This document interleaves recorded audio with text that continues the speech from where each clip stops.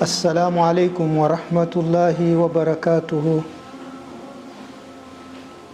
إن الحمد لله نحمده ونستعينه ونعوذ بالله من شرور أنفسنا ومن سيئات أعمالنا. من يهد الله فلا مضل له ومن يضلل الله فلن تجد له وليا ولا مرشدا. أما بعد، وأصلي وأسلم على رسول الله. اللهم صل على محمد وعلى آله وأصحابه وبارك وسلم. My dear Ummah Muslimin, my nasiha of today is about what Allah subhanahu wa ta'ala He has blessed us with. Allah subhanahu wa ta'ala has blessed us with so much ni'mah. The great ni'mah that I'm going to talk about today is about marriage. Marriage is such a great ni'mah from Allah subhanahu wa ta'ala. Like Nabi sallallahu alayhi wa sallam, we practice these 7 things. There are so many things he practiced, but I'm going to talk about 7 things he practiced. How did he treat his wives? Nabi sallallahu alayhi wa sallam. You know, when you have got a wife or 2 wives or 3 wives, say Alhamdulillah. Alhamdulillah. Because you are free from doing bad things. That is number 1. Now, how do you treat your wife? You should show her gratitude and acknowledge the hard work she does. Example, mashallah, today the house looks so very clean.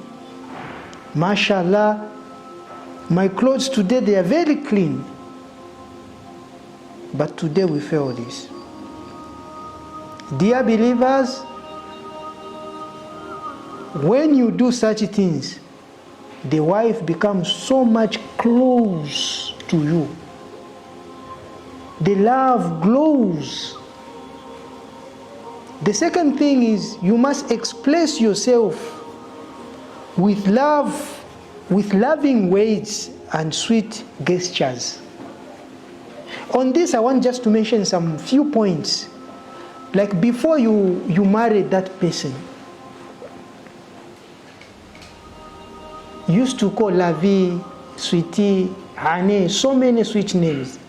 But after entering the house, spending some few months, don't bring your wrinkles on your face. Don't shout. Continue developing that love. Bring also deen in your house.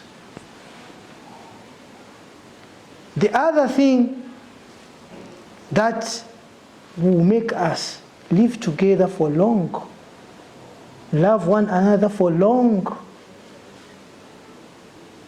build our children and make an Islamic house, help and support her in her daily chores. Some people, they think it's a taboo. It's not a taboo. Help your wife. Of course, you know how to help your wife. You cannot be in open. Maybe you're inside the house. Nowadays, it's a modern world. You've got self-contained houses.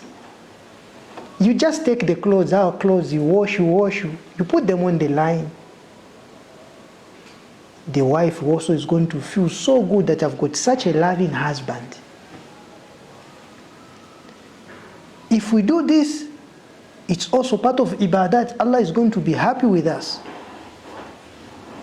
The 4th thing, my dear believers, Muslim, listen, really listen to her. Listen to her emotion needs. The emotional needs must be very, very attentive. When she's talking, my dear brothers, nowadays there are so many barriers, so many awaiq, so many things that are putting a boundary. Our wife is talking, we are busy on the phones chatting. The wife is going to say, oh, my husband, who is he chatting to? Even if you are replying the message to the boss, let us put the phone aside and do what? Listen attentively from her. Now, that is an Islamic house. What do we lack nowadays?